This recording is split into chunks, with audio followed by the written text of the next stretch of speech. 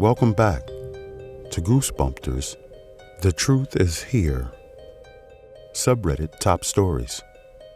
Today's story has been written by mortismalum, and this story is called I Had Conversations with My Brother Before I Found Out He Died Week Before. This is the first time I'm actually writing about this. So when I was 13, my older brother, 18, and I were on our way to a movie when we were hit by a drunk driver. I woke up in a hospital 4 days later, having lost my right leg and other leg in cast along with other injury. That night I woke up to my brother sitting by my bed telling me everything will be okay and to go back to sleep. Next day, my parents came to visit and see how I was doing. I asked why my brother wasn't with them, and they looked at each other but didn't say anything. That night, I again woke up to my brother sitting by my bed, again telling me he knows I can get through this, and I need to be strong and overcome this and not let my injuries stop me from living life. We talked a bit, him not answering specific questions but answering more general questions. I remember asking him why he was still wearing clothes from yesterday, because that was very unlike him to wear anything similar to what he had wore the day before. He didn't answer that, but when asked how he was, he said better than he thought he would be given the circumstances. He reminded me to be strong and keep living and not let anything stop me, and how much he loved me before telling me I should get some more sleep. The next day, my parents came again to visit me in the hospital. And again I asked why my brother wasn't with them, and they again looked at each other, and it was only after I said that I would like family to visit together and not at different times, and would like brother to visit during the day when we can talk more, instead of at night, that my dad asked what I meant, and I told him Andy had been coming at night to visit. My mom broke down and left the room. My dad then told me that was impossible because Andy died in the accident instantly. I didn't believe it and argued it, and ended up having to be sedated. That night, I had no visit, and next day parents brought newspaper article about the accident. Years later, my fiancée had an experience, and having never seen a photo of my brother, she described him to a T, and what he was wearing. That is a story for another time. But it was nice knowing my brother is still around and looking out for me and those I love. Our next story has been written by TheTruthIsHere, and the story is called I Came Home from Work to Find My Dad Had Passed Away in Our Living Room. Then something familiar happened. My grief has taken a strange turn, so excuse my phrasing. It just still doesn't feel real. My father had throat and lung cancer, and we lived together. I cared for him when he would let me, but he was mostly fine, a strong-willed, stoic gentleman. He had cancer for 3 years and was originally given merely weeks to live. Therapy was working, and at the start, but after years of trials, feeding tubes, and supplement drinks, my father was cadaverous, weighing under 7 stone, and unable to walk without being out of breath, coughing up all sorts and sleeping constantly like a newborn. At the end, it was no life at all, and I will be haunted by what I witnessed during our last year together. 2020, the worst year for many. I came home from work, and before I put my key in the front door, I felt something, a lack of life. All the lights were off, and I had such a wonderful day at work, full of laughter, but it felt like a fog, so maybe I knew, or rather my body knew, my father was gone all day. Had must have passed away just moments after I'd left for work. I saw him sleeping in the morning. He was fine. When I got home, I knew. I could tell my father was no longer home. I entered the house and opened the living room door and found him there, silent, cold. He looked so peaceful, a look I hadn't seen him sport for months. My dad's fight was over, And when you live with somebody who is terminally ill, you find yourself in a terrible way. A way between they are out of pain and why didn't they fight hard enough to stay with me, despite years of this fight.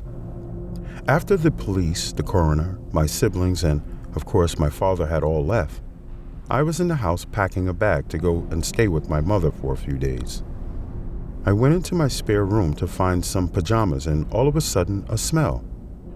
It was a smell my dad had when I was about 4 or 5 years old. I'm now 30. The smell of booze, faintly, like he had popped into the pub for 1 pint. Cigarettes from the pubs, back when you could smoke in a pub. And Old Spice mixed with suede. The smell was everywhere. I shouted to my mother and she smelled it too. We stood there together, smelling him. It felt like he was saying goodbye to me, reminding me of our best years together before his cancer riddled us with fear and pain. I don't believe in spirits or anything like that, but I knew he was there, one last time. It's been 3 weeks since he died. I'm back at our home that we shared together and I miss him terribly. His smell, the suede jacket, smell was gone. He was gone. It felt like he waited until everyone left. He wanted to say goodbye to his wife, separated for years but who he still loved, and his youngest daughter. I know it's a small thing, but I smelt him. A childhood smell that I missed and hadn't smelled since the 90s. Our next story has been written by TheTruthIsHere, and the story is called Just So Everyone Knows. People believing in mythical creatures like Bigfoot, the Fae, ghost, the Loch Ness Monster, whatever the F, isn't a sign of mental illness, really. You're not labeled needing mental help if you believe a man in the sky is watching you fap and judging you for it. This is literally no different. The difference between people that need mental health help and eccentric people is that people that need help believe they are in danger to the point that they become dangerous to themselves and others. Really, that's it. Severe mental illness looks like a person boarding up their windows because the UPS man is actually a government spy that wants to kill them, to stop everyone from learning the truth.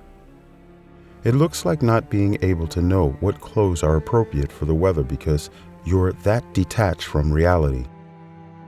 It looks like a person talking to apparently no one because they literally don't know that no one is there, or don't actually realize that they're speaking out loud. If you experience something really effing weird during the course of your mundane life and want to bounce some ideas off of people, then you're every bit as stable as anyone else that has ever tried to explain and rationalize their experiences. Sometimes things are scary and we can't explain them. That's what this sub is here for.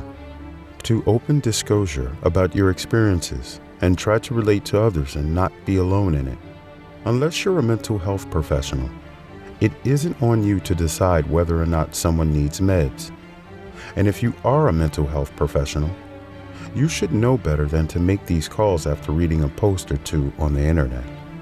You know, the place where people can be as weird as and talk about whatever they want.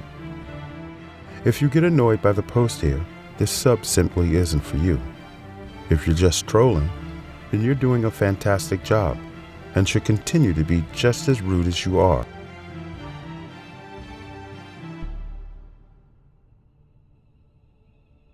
Our next story has been written by TheTruthIsHere, and the story is called My Niece Had a Tumor of the Pineal Gland. This is my first post to Reddit. Please be kind, it's also a sensitive subject. I thought this story might interest some of you. I am still blown away by the details. As the title says, my niece was diagnosed with a tumor of the pineal gland at the age of 3. As you can imagine, this was heartbreaking and rocked my family's world. But I want to share some of the unique details of her story. Keep in mind the pineal gland is also known as the third eye. When my niece was just 5 years old, I moved in with my sister. Right before diagnosis, 3 years, we noticed crazy things happening. For almost a year prior, we tried to find out what was wrong with my niece. There were many symptoms that just did not seem right until eventually they all boiled over. Before we got to that point, some very unique things happened. First, we were getting ready to go to a family event for the day. My niece was really sick, which was not unusual, nauseous, lethargic. It was around this time that we began to realize that something was really wrong with her. As we were loading up the car, my sister was in the driver's seat and I was helping my niece buckle in the back seat. I buckled her and then went to close the door. And as I did, I heard a voice say very loudly, "Don't take her, she's too sick."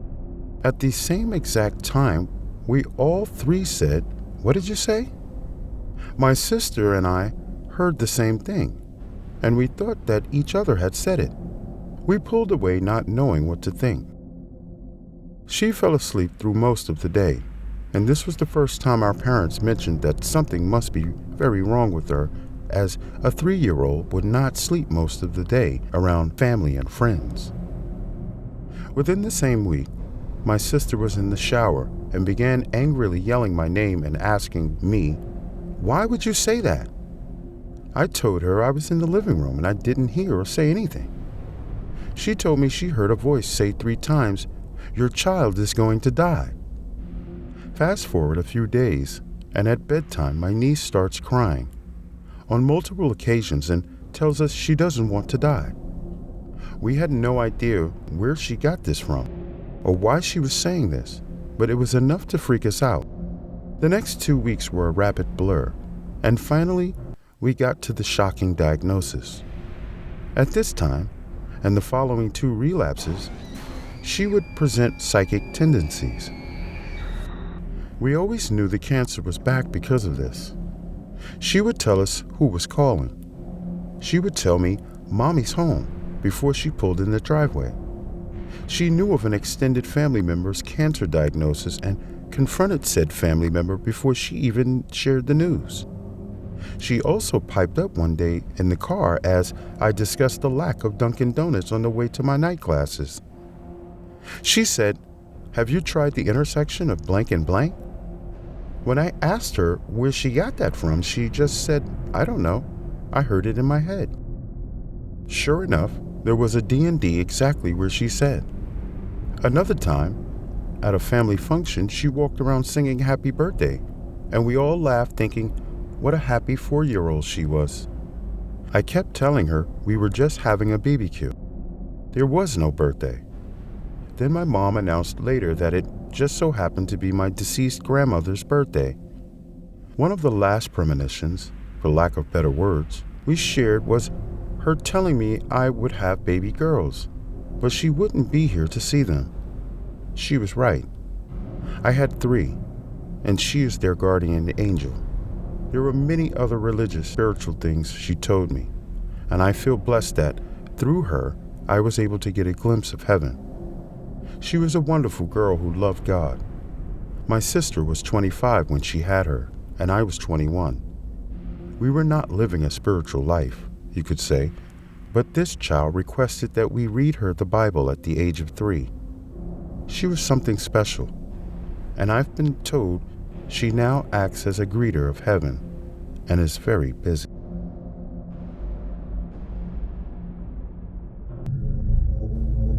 If you enjoy these stories, be sure to check out more of the author's content on their Reddit page and show your support.